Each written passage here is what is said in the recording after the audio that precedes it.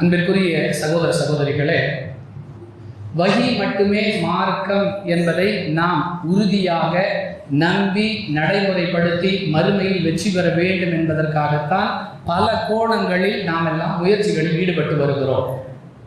காலப்போக்கில் வஹி மட்டுமே மார்க்கம் என்று சொல்லி கொண்டிருந்த, அதையே மக்களுக்கு எடுத்து சொன்ன, அதற்காகவே பல தியாகங்களை செய்த, அதற்காகவே மற்ற பள்ளிவாசல்களை எல்லாம் விட்டுவிட்டு தனித்தனி பள்ளிவாசல்களை அமைத்த பலருடைய நிலை என்னவாகிவிட்டது என்று சொன்னால், எதுவெல்லாம் தங்களுடைய மனதிற்கு மார்க்கமாக தோன்றுகிறதோ அதையெல்லாம் நம்பக்கூடிய, அதையெல்லாம் பின்பற்றக்கூடிய, அதையெல்லாம் மற்றவர்களுக்கு எடுத்து சொல்லக்கூடிய தலைகீழான நிலை ஏற்பட்டு விட்டதை பார்க்கிறோம்.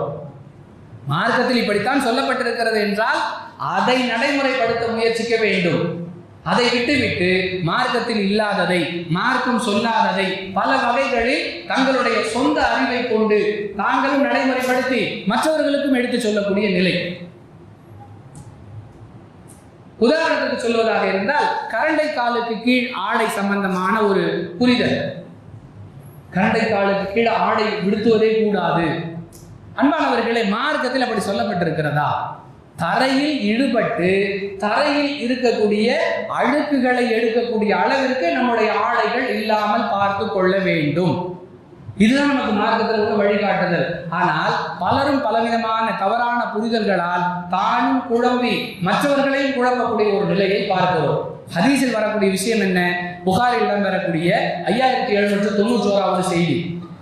பெருமையின் காரணமாக யார் தங்களுடைய ஆடையை தரையில் ஈடுபட செல்லுகிறாரோ, அது கூட கரண்டை கால் பற்றி அந்த ஹதீஸ் பேசல.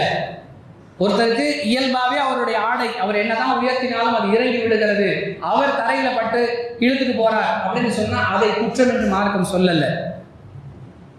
பெருமை, அகங்காரம், திமிர், ஆணவம், நான் என்ற எண்ணம், இந்த நோக்கத்துல ஆடைகள் அப்படியே எவ்வளவு பெரிய ஆள் பார்த்தியாங்கிற மாதிரி அது சில அரசர்கள், ஆட்சியாளர்கள் எல்லாம் அந்த மாதிரி அவருடைய ஆடை அமைப்பை அமைத்துக் கொள்வார்கள். மற்றவங்களை விட நான் வேற, நான் சுப்பீரியர் அப்படிங்கிறத தனித்து காட்டக்கூடிய வழக்கம். இதைத்தான் அல்லாஹ் கண்டிக்கிறான். ஆனா பல இடங்கள்ல ஏதோ ஆற்று வெள்ளத்தில் நடந்து செல்வது போன்று முழங்காலுக்கு கிட்ட கீழாடையை, லுங்கியை உயர்த்தி கொள்வது, பேண்ட்டை ரொம்ப மடிச்சுக்கிறது, இதெல்லாம் மார்க்கம் சொல்றதல்ல. இது சாதாரண நினைக்கிறோம். அல்லாஹ் எப்படி கண்டிக்கிறான் தெரியுமா? 25வது அத்தியாயம் 43வது வசனம், 45வது அத்தியாயம் 23வது வசனம், 2 இடங்களில் சொல்லுகிறான். நபியே, தன்னுடைய மனோ இச்சையை கடவுளாக்கி கொண்டவனை நீர் பார்த்தீரா? மனோ இச்சையை கடவுளாக்குறதுன்னா என்ன? நிறைய பேருக்கு குழப்பம். கடவுளை தானே நம்மளாம் வணங்குறோம், மனோ இச்சை எப்படி கடவுளாக்க முடியும்? எப்படி கடவுளுக்கு முழுமையாக கட்டுப்படுவோமோ அதுபோன்று தன் மனம் என்னவெல்லாம் சொல்லுகிறதோ அதற்கு அப்படியே முழுமையாக கட்டுப்பட்டுறது. அதாவது இறைவனுக்கு இணையாக மனோ இச்சையை ஆக்குவது ஷிர்க்கு வைக்கக்கூடிய செயல் என்று அல்லாஹ் எச்சரிக்கை செய்கிறார்.